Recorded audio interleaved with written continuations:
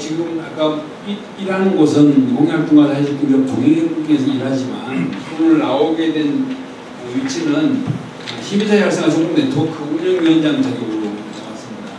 그래서 저 발제 토론도 일단 시민사회 활성화 중심의 내용 중심으로 말씀드려야 될 것 같습니다. 왜냐하면 앞서 두 분께서 큰 틀의 담론이나 방향과 내용을 잘 정리해 주셨기 때문에 저는 좀 더 이렇게 현장의 실질적 입장에서 몇 가지 말씀을 드리도록 하겠습니다. 심리적 위기요구에 관련해서 앞서 이제 우리 신준일 교수님이 다 말씀해 주셔서 그럼 저도 7가지로 적었던데 보니까요. 근데 내용은 크게 비슷한 것 같긴 합니다. 근데 저도 조금 몇 가지만 좀 다른 부분만 말씀드리도록 하겠습니다. 위기요구에 관련해서 저는 이제 정치적 측면에서 보면 우리 시민사회가 시민단체가 너무 이렇게 정치권에 휘둘리고 있다는 생각을 진짜 많이 듭니다.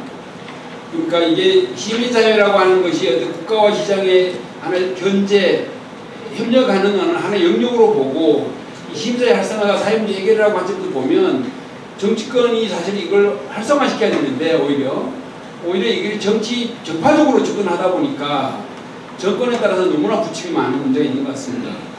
영국 사례를 보면 이제 토니 블레어 정부 때 예를 들면 시민사회 활성화를 위해서 이제 사회협약이 만들어졌고 토니 블레어 정부가 끝나고 나서 사실 캐머런 정부, 보수당 정부가 들어설 때도 시민사회를 탄압한 게 아니라 시민사회 전략이라고 하는 자기 이제 스테이트먼트를 발표하고 이렇게 노동당 정부와는 다른 새로운 시민사회 전략을 제시했거든요.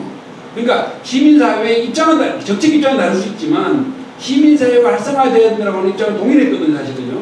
그런 측면에서 한국 사회가 그러면서 보면 되게 조금 너무 정파적인 접근이 좀 아쉬운 부분이 있는 것 같고요. 제도적으로 보면 유럽 이후는 유럽에 속한 모든 회원국들한테 시민사회 활성화를 권고하고 있습니다. 그리고 제도화를 권고하고 있거든요. 그 왜 그러냐면 유럽이 처한 위기 문제를 해결하는 데 있어서 가장 핵심적인 문제가 뭐냐면 국가가 다 해결할 수 없다 보니까 시민사회 활성화를 통해서 이걸 해결해야 된다고 하는 자기 비전과 목표가 분명한 거죠. 그래서 각각 나라들마다 예를 들면 시민사회 활성화에 대한 제도와 정책 기구들이 다 만들어져 있습니다.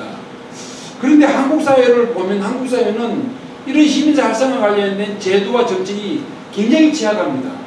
물론 아까 신준일 교수님이 여러 가지 영역에 관한 법들은 많이 만들어졌지만 시민사회 활성화와 관련된 제도로 보면 우리 한국 사회는 2000년에 만들어진 병임위관된 지원법 외에는 대부분의 예를 들면 제도들이 시민단체를 활성화시키는 법이 아니라 시민단체를 규제하기 위한 법들로 되어 있습니다. 대표적인 게 기부금법이 그렇고요. 보조금법이 그렇고 예를 들면 민간위탁법이 그렇고요. 그러니까 시민사회가 참여할 수 있는 모든 영역과 법들은 다 규제 통제 위주로 되어 있으니까 그러니까 확장은 되고 있는데 이 단체들이 활성화될 수 있는 구조 자체는 안 된다는 거예요. 그러니까 다 단체들이 취약할 수밖에 없는, 영세할 수밖에 없는 구조가 만들어지고 있는 부분이 이런 제도적 요인에서 발생한다 이렇게 볼 수 있을 것 같습니다.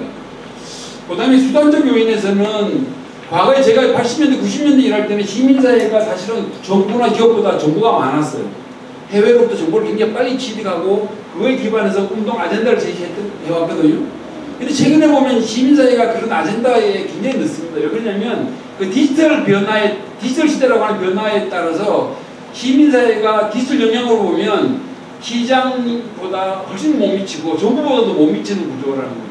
그러다 보니까 정보 습득이라든가 이 디지털을 기반으로 하는 시민과 소통 구조 자체가 매우 취약한 거죠. 그러니까 디지털 역량, 디지털 활용 역량 이런 것들이 굉장히 약하다 보니까 또 시민과의 소통 협력 이런 구조들이 취약하다 보니까 오히려 고립받고 있는 친구들이 있다 이렇게 볼 수 있을 것 같고요. 아까 이제 신용수 말씀하셨던 영역 간에 관련해서 마을, 사회경제, 비호, 임팩트 이런 것들이 많이 활성화되긴 했는데 이 지금 나타나는 현상을 보면 이 단체들이, 이 영역들이 자기 영역 성장이 중심이에요. 시민사회 영역의 성장이 관심 있는 게 아니라 자기 영역의 성장에 관심이 많고 윤석열 정부가 태동하고 나서 이 위기가 왔을 때도 자기 영역이 살아나는 게 중요하지 시민사회가 힘을 연대해서 뭘 하려고 하지는 않아요. 그러니까 이게 영역별 연대가 안 되다 보니까 시민사회는 확장되었지만 신규 교수 말씀이 시민사회 영역은 전체적으로 확장되었지만 힘은 축소되는 이런 현상이 발생한 원인에 대한 우리의 좀 위기 요인이 있는 것 같고요. 그 단체 내부적 요인 측면에서 보면 뭐 여러 가지가 있는데 저는 뭐 그냥 몇 가지만 말씀 그냥 드리면 어쨌든 자생력은 많이 취약한 거는 맞습니다. 제가 활동할 때 예를 90년대 2000년만 해도 회원 모집이라고 하는 것들이 매년 이루어졌거든요. 그래서 어쨌든 우리 조직이 뭐 500명, 1000명 이렇게 만들었던 건데 지금은 이제 우리 활동하는 후배들은 이 회원 모집이라는 것 이런 기업 아니 DNA 자체가 없어요. 별로 모금을 해야 된다는 DNA가 별로 없습니다. 왜냐하면 이 친구들이 성장하던 시대에는 보조금 위주로 단체들이 작동되었기 때문에 보조금 제한하는 게 굉장히 능숙한데 회원 모집에 관한 이 DNA는 별로 없어요. 그러다 보니까 이런 위기 시기에 오니까 굉장히 재정적 위기에 직면한 문제들이 있었던 것 같고요. 또 하나는 예를 들면 투명성에 관한 문제는 있습니다.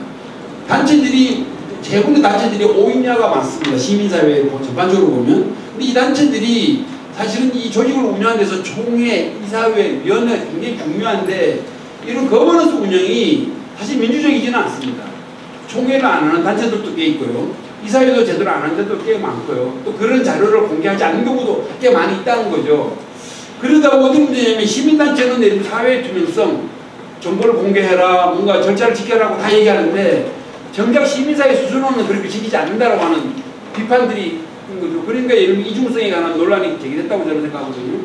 시민사회가 이제는 좀 더 자기 조직에 대한 투명성, 운영의 민주성에 관한 문제도 고민이 돼야 될 부분이 있다 이렇게 볼 수 있을 것 같습니다. 그래서 뭐 같은 진단은 그 정도로 하고요. 시민사회 활성화 과제와 관련해서 저는 계속 뭐 저는 어디 토론회 항상 강조하는 게 우리가 시민사회 영역에 대한 재조명이 필요하다. 시민사회가 중요하게 됐던 것은 어쨌든 1섹터인 국가와 2섹터인 시장의 실패에 기반해서 3섹터인 시민사회의 역할이 중요하다고 제기되어 왔고 기존의 시민사회라고 하는 것이 대의민주주의의 위기를 극복하기 위한으로 제안된 길을 논밖에 안 예. 그렇군요. 큰일 났네요. 예. 근데 저는 예를 들면 문재인 정부가 출범하면서 사실 시민주권 탄핵을 해 시민주권 전선을 했거든요. 근데 사실은 시민주권과 관련된 조치는 거의 하지 않았습니다. 왜 그러냐면 시민주권은 다른 게 아니라 뭐 정치개혁을 한다거나 무슨 제도를 만드는 문제가 아니고 시민들이 사실은 참여할 수 있는 구조를 만드는 거거든요. 결사의 자유를 확대하고 참여해서 의사결정할 수 있는 기회를 만드는 이런 시민사회 기반이 확대돼야 되는데 사실 이런 기반과 관련돼서 전혀 하지를 못했습니다. 결국 그것이 저는 이런 민주주의 퇴행의 원인이었다고 저는 생각하거든요. 그러면 이번 저는 탄핵하면서 우리가 바라봐야 가장 중요한 문제는 헌법 개정도 중요하고 정치 개혁도 중요하고 다 중요한데 근본적으로 중요한 것은 시민 주권에 관한 문제. 시민이 참여하고 의사결정할 수 있는 구조와 문화를 어떻게 만들 것인가. 그래서 시민사회 활성화를 통해서 이 시민들의 예를 들면 정치와 경제를 통제할 수 있는 구조를 어떻게 만들 것인가의 문제로 접근돼야 된다라고 하는 측면을 좀 강조하고 싶고요.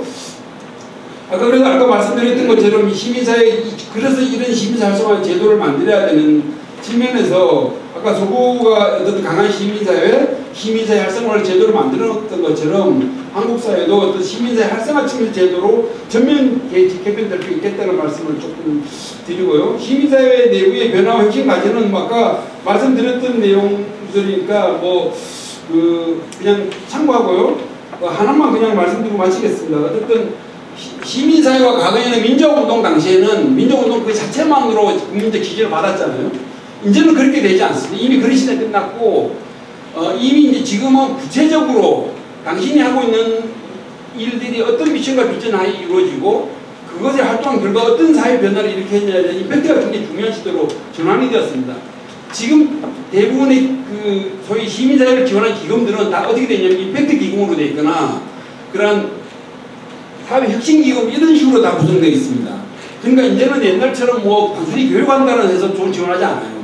당신이 활동이 어떤 사회 변화를 일으키는지에 대한 것이기 때문에 이제 시민사회가 이제는 앞으로 살아가는 활동에 관한 방식에 있어서 우리 조직의 미션과 비전을 분명히 하고 그 활동이 사회에 어떤 변화를 일으키는지 임팩트에 관한 부분에 대한 것들을 구체적으로 제시하는 곳으로 전환되지 않으면 시민으로부터 지지받기 쉽지 않을 것이다. 라는 정도 말씀으로 마치도록 하겠습니다. 감사합니다.